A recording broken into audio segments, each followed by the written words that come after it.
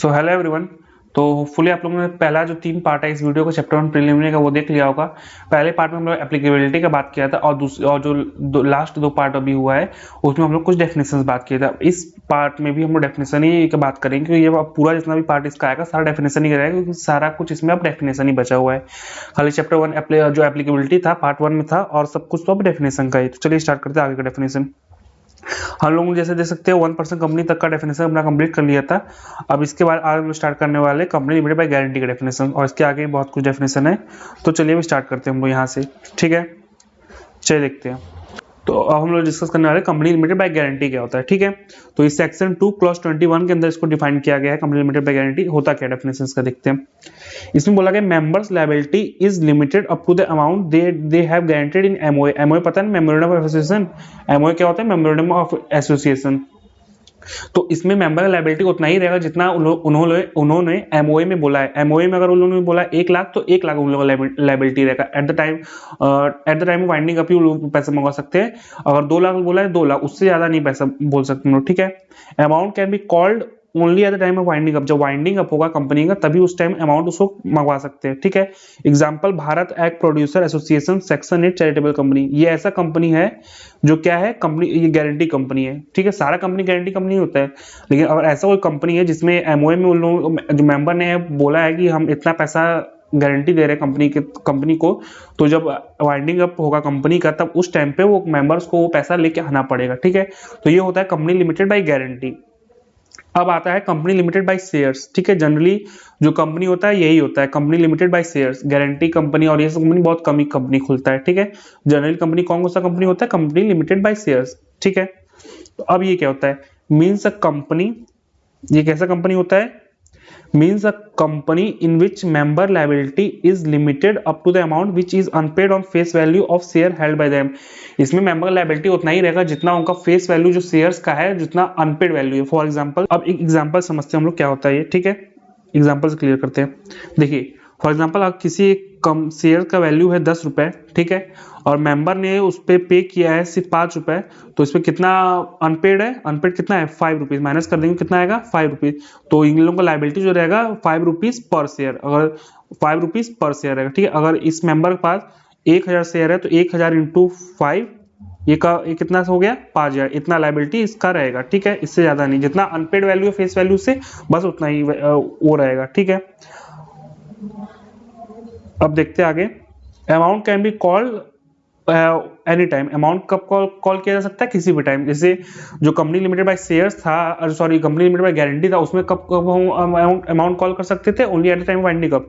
लेकिन जो शेयर्स वाला है इस केस में हम लोग कब कॉल कर सकते हैं, कभी भी कॉल कर सकते हैं पैसा को। ठीक है, एग्जाम्पल रिलायंस इंडस्ट्री, अगर एग्जाम्पल रिलायंस इंडस्ट्री है। ठीक है, अब देख सकते हैं आप लोग। अब एक आता है अनलिमिटेड कंपनी। ठीक है, अनलिमिटेड कंपनी नाम से पता चल रहा है, लायबिलिटी क्या रहेगा unlimited.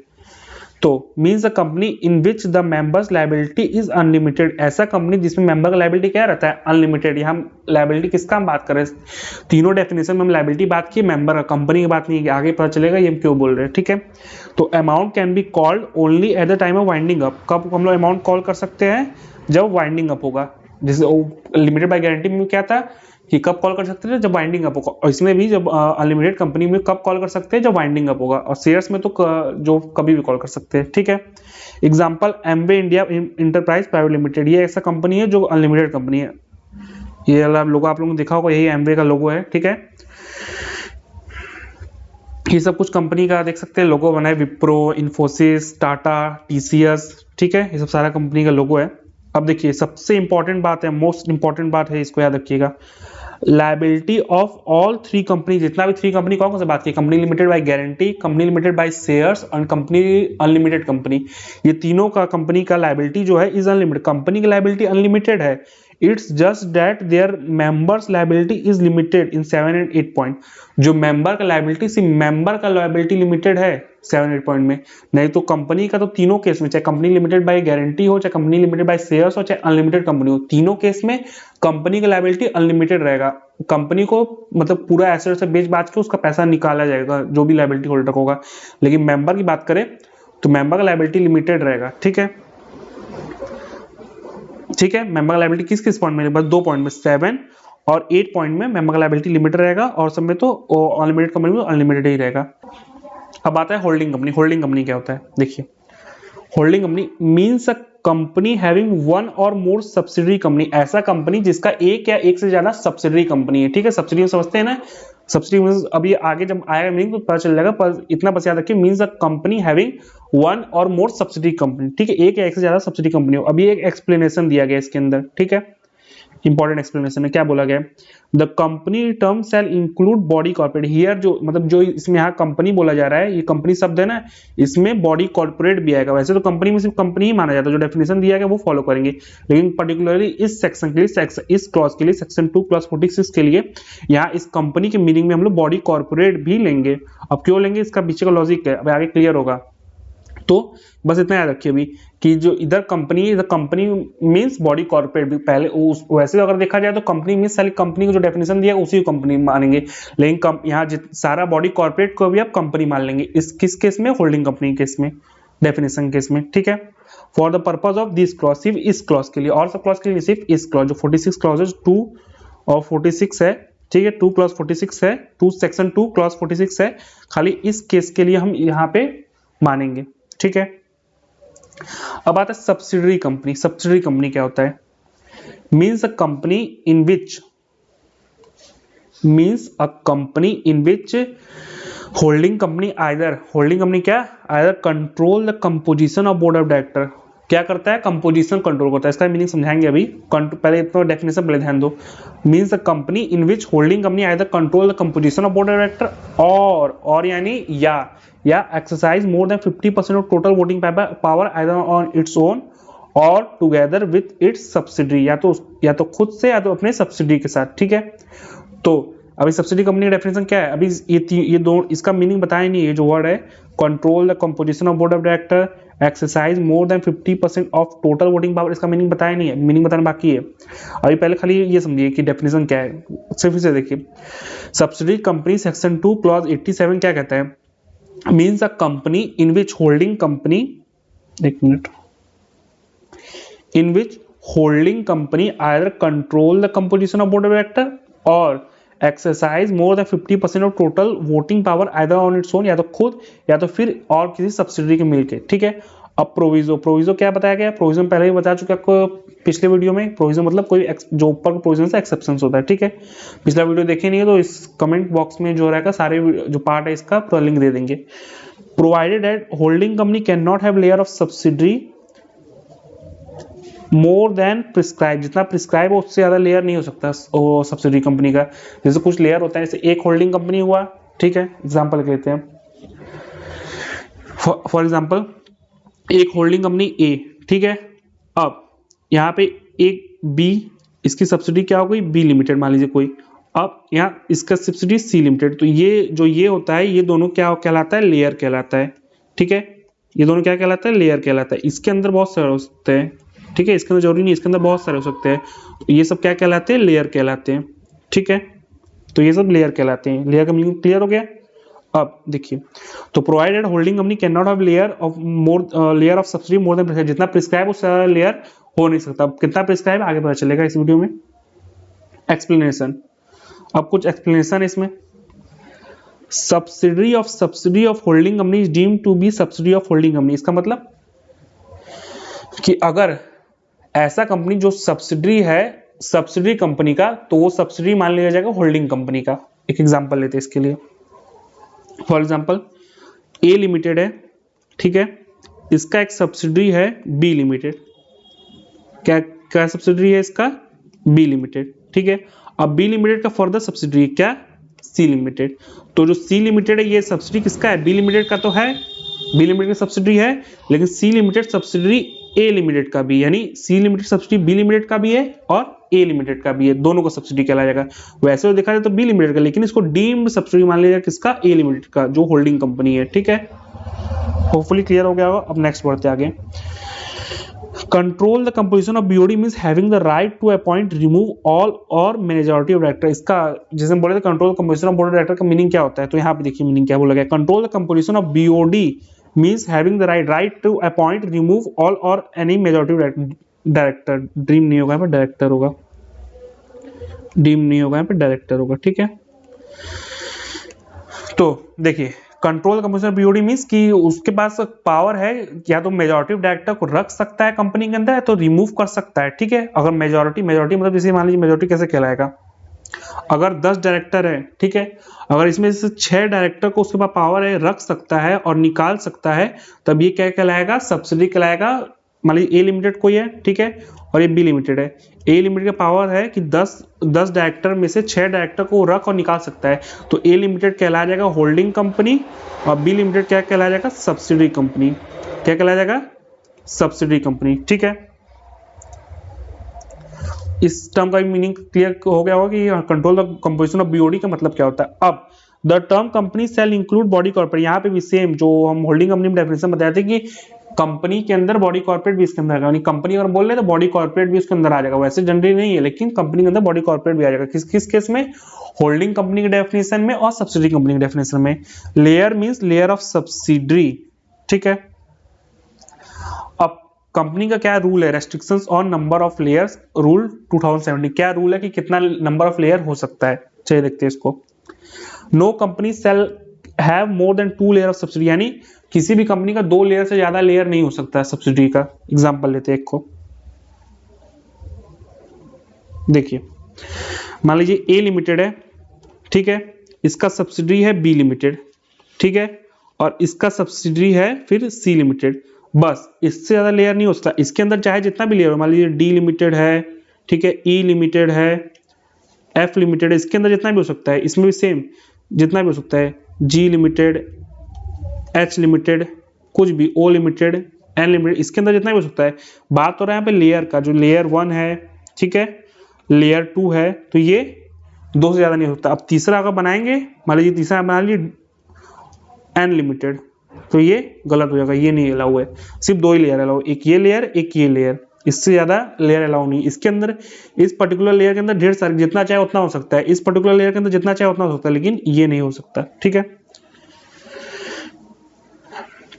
Nothing in this rule shall prevent a company from acquiring company incorporated outside India which has subsidiary layer more than 2 as per foreign law। अगर ऐसा कोई कंपनी, फॉर एग्जांपल लेते हैं, मान लीजिए हम लोग इंडियन कंपनी ए लिमिटेड, ठीक है, और वो एक कंपनी को एक्वायर की बी लिमिटेड, बी लिमिटेड का बी लिमिटेड जो है ये फॉरेन कंपनी है, ठीक है। ये कौन सी कंपनी है, ये कौन सी कंपनी है, फॉरेन कंपनी, ठीक है। और इसका 5 लेयर ऑफ सब्सिडी है, ठीक है, क्योंकि फॉरेन लॉ में, ये तो इंडियन लॉ है, जो इंडियन लॉ में बताया कि सिर्फ 2 लेयर ज्यादा नहीं हो सकता है, लेकिन ए लिमिटेड एक्वायर कर रहा है किसको, बी लिमिटेड को, फॉरेन कंपनी है एक, ठीक है, इसका 5 लेयर, क्योंकि फॉरेन लॉ में बोला गया हाँ जितना मन चाहे उतना लेयर हो सकता है, तो ए लिमिटेड इस कंपनी को एक्वायर कर सकती है। ये हम लोग रूल नहीं बोलेंगे कि 2 ही लेयर हो सकता है, इसमें ये नहीं आएगा, हम एक्वायर कर सकते हैं इसको, कोई दिक्कत नहीं है, क्योंकि ये फॉरेन लॉ में लिखा गया है कि क्योंकि फॉरेन लॉ के हिसाब से 5 लेयर है, इंडियन लॉ बोलता है कि 2 लेयर ज्यादा नहीं सकता, लेकिन तब भी हम इसको एक्वायर कर सकते हैं क्योंकि ये एक्सेप्शन में डाला गया है, ठीक है। ये चीज था मेन इसमें। अब देखिए, if a layer contain wholly on subsidy then that layer shall not be counted, अगर ऐसा लेयर कोई है उसमें कि जो होली ऑन सब्सिडी है, तब वो लेयर को हम लोग काउंट नहीं करेंगे। देखते हैं इसको भी, देखिए एक मिनट,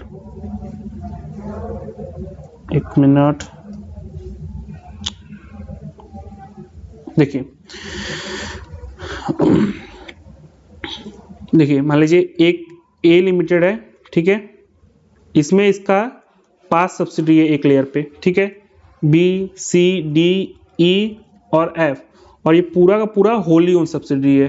होली ओन सब्सिडी मतलब कि 100% शेयर किसका है, ए लिमिटेड का, तब ये लेयर काउंट नहीं होगा, तब ये लेयर जो 2 लेयर है उसमें काउंट नहीं होगा।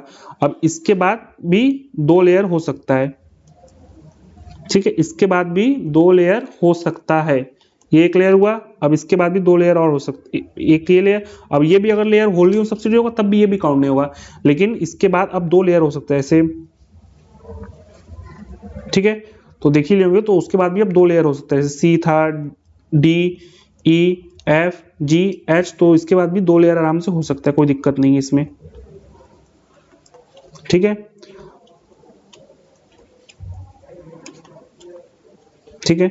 और ये लेयर होली ओन सब्सिडरी है तो फिर ये काउंट नहीं होगा, ये दो लेयर तो वैलिड रहेगा, तब इसमें 3 लेयर आराम से हो सकता है। अगर जितना भी लेयर होली ओन सब्सिडरी रहेगा वो कहलाए उसको डिम कर जाएगा, वो लेयर है ही नहीं वहां पे। ठीक है। अब एग्जिस्टिंग कंपनी, अब ऐसा कोई कंपनी, ये तो रूल आया था कब, 20/9/2017 को। ठीक है। अब हो सकता है इससे पहले भी कोई कंपनी हो जिसके बाद 2 से ज्यादा लेयर हो। ठीक है। तो अब इसमें क्या होगा, यहाँ पे ईयर नहीं होगा, लेयर होगा, गलत लिखा है ये। ठीक है। यहाँ क्या होगा, लेयर होगा। अब मान लीजिए अगर 20, ये तो और रूल आया 20 अगस्त कह रहे हैं 20 सितंबर 2017 को। ठीक है। तो ऐसा हो सकता है कि किसी ऐसा कोई कंपनी हो जिसमें 2 से ज्यादा लेयर हो, तब तो अब ऐसा थोड़ी करेंगे कंपनी बंद करो जो इतना लेयर हो, कंपनी बंद नहीं होगा। इस केस में अब क्या होगा, वो कंपनी को करना क्या पड़ेगा, shall submit CRL1 within 150 days of commencement of rule. अब 100-150 दिन के अंदर अंदर CRL1 जमा करना पड़ेगा, किसको, कंपनी को, कि हाँ हमारे पास 2 से ज्यादा सब्सिडरी है। ठीक है, 2 लेयर से ज्यादा सब्सिडरी है। कब से 150 दिन, कब से 150 डेज, 20 अगस्त 2017 से 150 दिन के अंदर CRL1 सबमिट करना पड़ेगा। ये फॉर्म होता है जिसके अंदर बताना पड़ेगा कि हाँ हमारे पास 2 लेयर से ज्यादा सब्सिडरी है। ठीक है। और कैन नॉट, अब लेयर इंक्रीज नहीं कर सकते। फॉर एग्जांपल किसी पर 10 लेयर है तो अब लेयर इंक्रीज करके वो 11 नहीं करेगा। ठीक है। अब if reduces voluntary then maximum layer it can have, अगर मान लीजिए वॉलंटरी उसको रिड्यूस कर लिया गया, पहले मान लीजिए 10 लेयर था, अब वॉलंटरी रिड्यूस करके 9 कर दिया गया, तो number of layer after such reduction, तो कितना मैक्सिमम लेयर हो सकता है, 2 layer whichever is higher. अब इसको समझाते हैं एक बार। जो मान लीजिए पहले 10 था, अब इसको रिड्यूस करके 8 हम कर लिए। ठीक है, 8 कर लिए, और 2 whichever is higher, higher कौन सा है, तो मतलब अब 8 मैक्सिमम हो सकता है, अब इससे ज्यादा लेयर नहीं हो सकता। और फॉर एग्जांपल 10 था, अब 1 कर लिए, लेयर घटाते घटाते घटाते घटाते 1 लेयर हमारे पास अब आ गया, तो अब 1 और 2 whichever is higher, higher कौन होगा इसमें से, 2, तो यानी 2 लेयर मैक्सिमम हो सकता है, यानी 1 लेयर और बढ़ा सकते हैं इस केस में हम लोग। ठीक है। तो ये whichever is higher concept clear हो गया होगा। एग्जांपल लेते हैं। Suppose company had 10 layers as on 20 सितंबर 2017, later on voluntary it reduces to 9 layer. अब वॉलंटरी वो अपना 9 लेयर पे रिड्यूस हो गई, then maximum layer it can, तो मैक्सिमम कितना हो सकता है layer, number of layer after reduction, कितना है number of layer after reduction, 9, और 2 layer whichever is higher, तो विच एवर इज हायर में क्या आ जाएगा, 9 लेयर, यानी अब कितना मैक्सिमम लेयर हो सकता है, 9 लेयर। ठीक है। अब कुछ कुछ के ऊपर ये रूल एप्लीकेबल नहीं होगा, किस किस ऊपर, बैंकिंग कंपनी के ऊपर ये रूल अप्लाई नहीं होगा, मतलब उसका जितना चाहे उतना लेयर हो सकता है। इंश्योरेंस कंपनी के ऊपर भी ये रूल अप्लाई नहीं होगा, ये कंपनी तक में लिखा है, ऐसा कोई रीजन नहीं है। गवर्नमेंट कंपनी के ऊपर भी ये रूल अप्लाई नहीं होगा। And systematically important NBFC, systematically important NBFC किसको कहा जाता है, जिसका asset side as per latest audited balance sheet minimum 500 crore, जिसका एसेट साइड कितना है, 500 करोड़, तो उसको कौन सा कहा जाता है कंपनी, सिस्टमेटिकली इंपॉर्टेंट NBFC। तो ये सब कंपनी ऊपर ये रूल अप्लाई नहीं होगा जो 2 लेयर वाला था। ठीक है। तो होपफुली आपको यहाँ तक वीडियो पसंद आएगा। वीडियो को पसंद आया तो लाइक करिएगा, शेयर करिएगा और चैनल को सब्सक्राइब करिएगा, और जो इसका पार्ट है नेक्स्ट वीडियो में आएगा। Thank you.